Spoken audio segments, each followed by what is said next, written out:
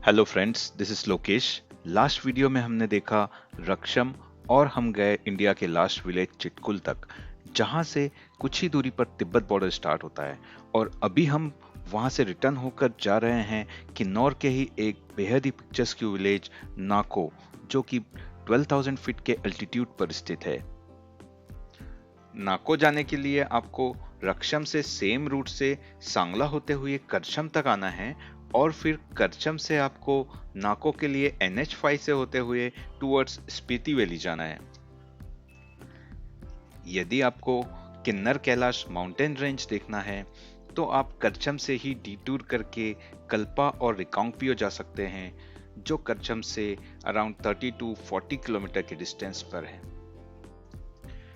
यहाँ आप किन्नर कैलाश पर्वत के साथ साथ प्राचीन मंदिर और मोनेस्ट्री भी देख सकते हैं। कल्पा अपने एप्पल के बाग के लिए भी फेमस है, और कल्पा से आप रिकांगपियो जा सकते हैं, जो कि किन्नौर डिस्ट्रिक्ट का हेडक्वार्टर है। यहाँ आपको अपने बजट के अनुसार अकोमोडेशन मिल जाएंगे।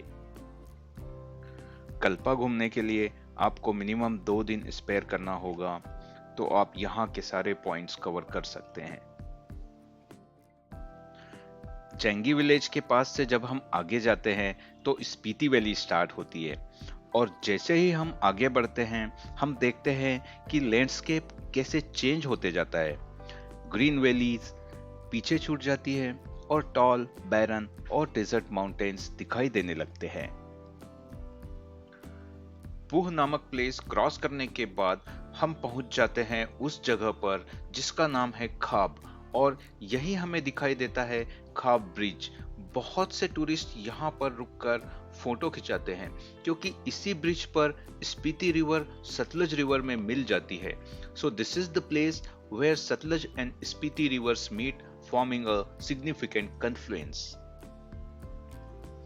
You can easily make out के राइट साइड से सतलुज रिवर, जो कि तिब्बत साइड से आती है, और स्पीति साइड से स्पीति रिवर आती है, जिसका वाटर थोड़ा मडी और टर्किश होता है, और ये सतलज रिवर में मिल जाती है।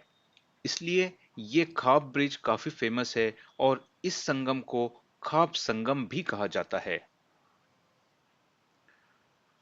और यदि आप राइट साइड में देखते हैं तो आपको यहाँ की माउंटेन पीक रियो परग्याल, जो कि 6,816 मीटर के हैं, वो भी आप यहाँ से देख सकते हैं।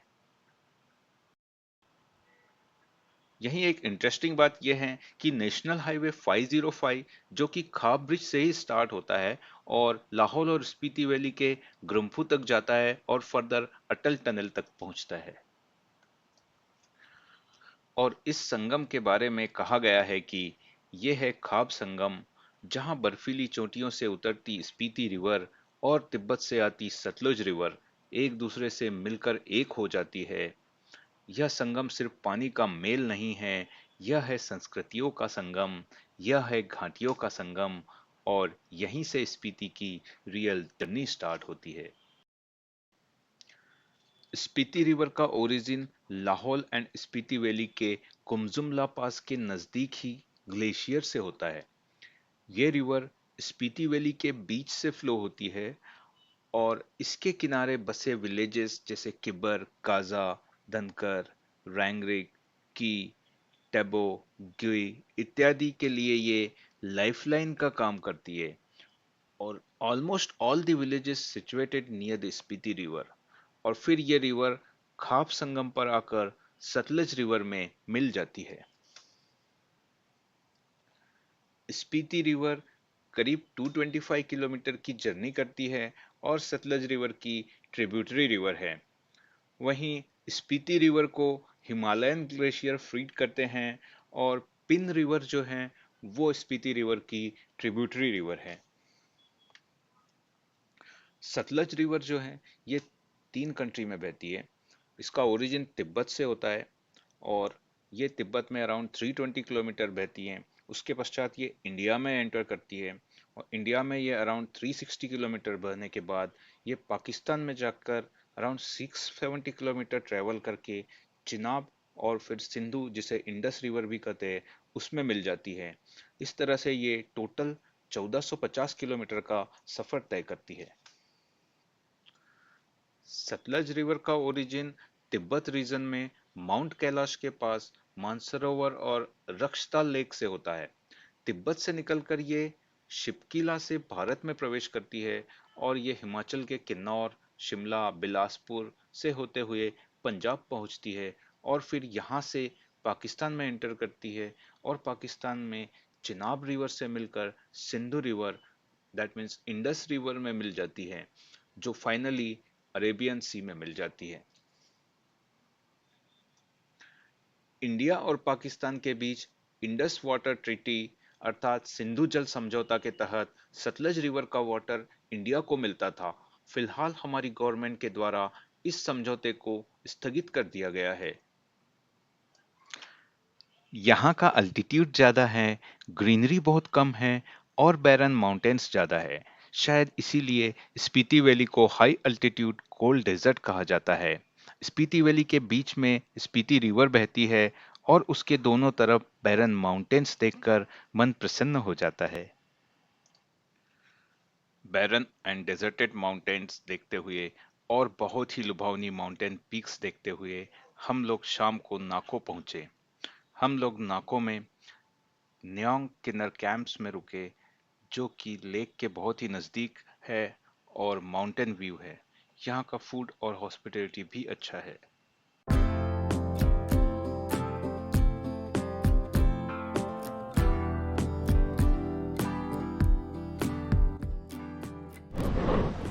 Good morning friends.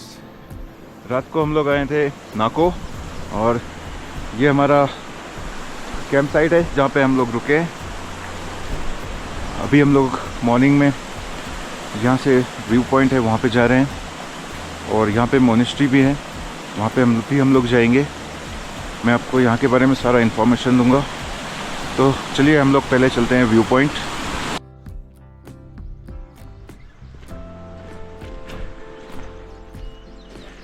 और ये देखिए स्नो कैप्ड माउंटेन, यहाँ से कितना ब्यूटीफुल व्यू है। This village itself is a beautiful, and here one lake is also there. I'll show you that lake also.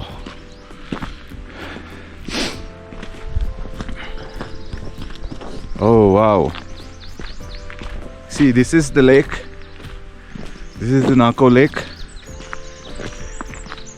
Beautiful. So हम लोग आए हैं व्यू पॉइंट।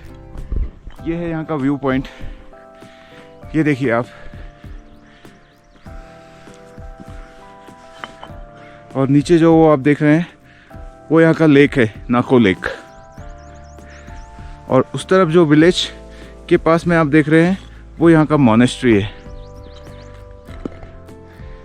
इस रोड से आने के बाद आपको थोड़ा हाइक है, सो आपको हाइक करके ऊपर आना है और यहाँ से आपको बहुत ही अच्छा व्यू दिखाई देगा।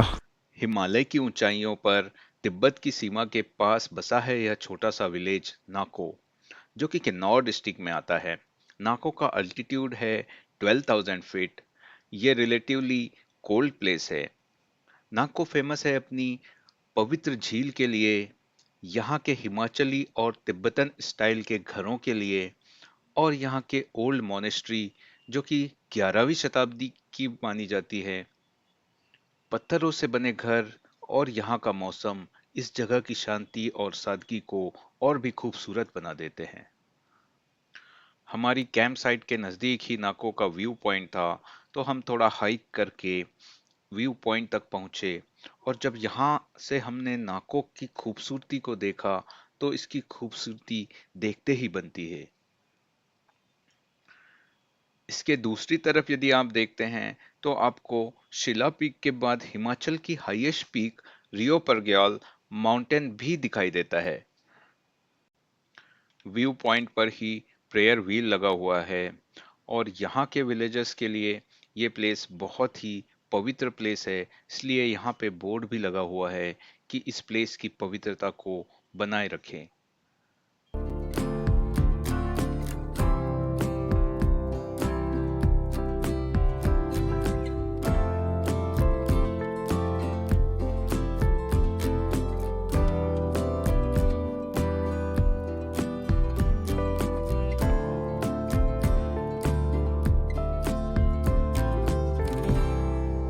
पर सेल्फी पॉइंट भी बना हुआ है, वहीं आप सेल्फी ले सकते हैं और बैकग्राउंड में आपको माउंटेन और ब्यूटीफुल नाको विलेज और उसकी पवित्र लेक भी दिखाई देगी।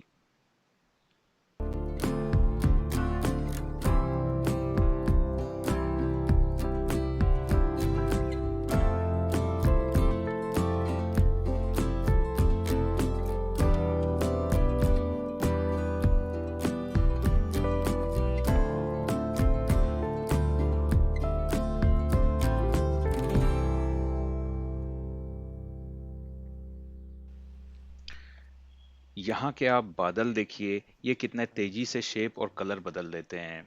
कभी डेंस फॉग हो जाता है, तो कभी कॉटन लाइक क्लाउड्स जैसे आप अभी देख रहे हैं ऐसे हो जाते हैं, और कभी क्लियर ब्लू स्काई हो जाता है, जैसा जब मैं मॉर्निंग वॉक के लिए निकला था उस समय हुआ था।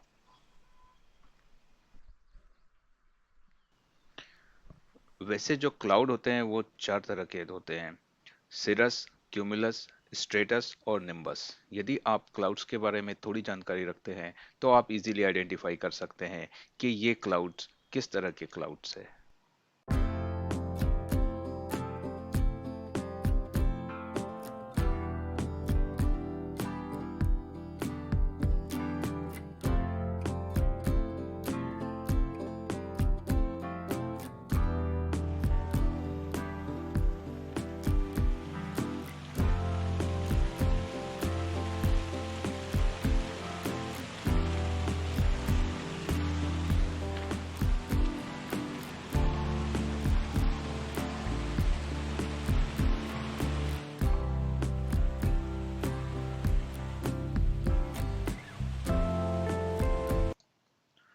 ब्रेकफास्ट करने के पश्चात हम लोग चले गए विलेज और यहाँ का नाको मोनेस्ट्री देखने के लिए।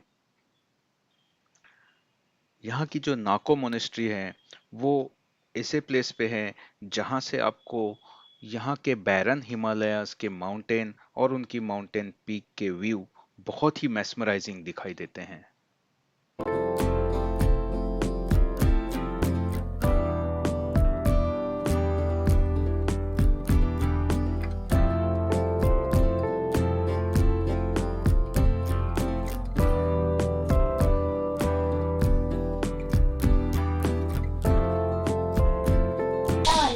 सो ये नाको का मोनेस्ट्री है। ये जो आप देख रहे हैं ये ऐसे एरो लगा हुआ है, तो यहाँ से आप एंट्रेंस कर ले सकते हैं। यहाँ अंदर जाएंगे तो लेफ्ट साइड में आपको ओल्ड मोनेस्ट्री मिलेगी।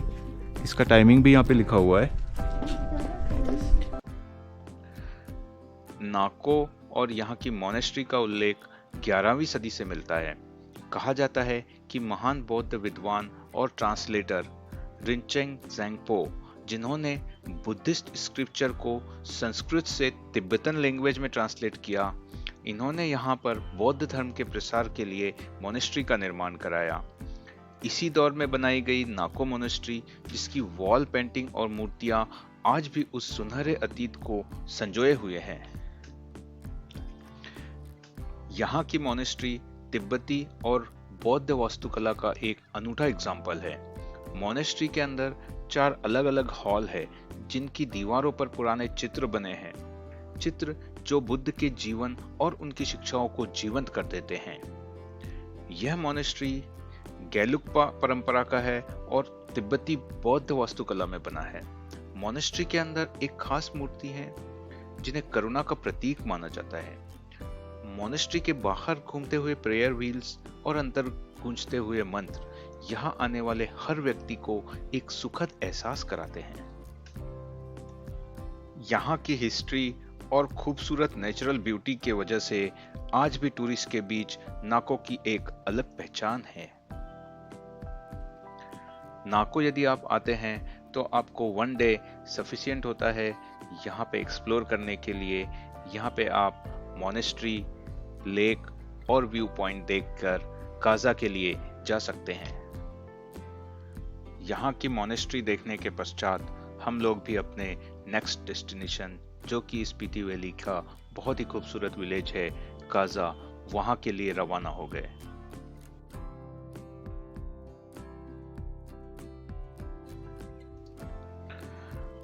आपको ये वीडियो कैसा लगा, आप मुझे कमेंट सेक्शन में कमेंट करके बता सकते हैं। और यदि अभी तक आपने मेरे चैनल को सब्सक्राइब नहीं किया है तो इसे सब्सक्राइब ज़रूर करें। और यदि आपको ये वीडियो अच्छा लगा है तो इसे लाइक और शेयर ज़रूर करें।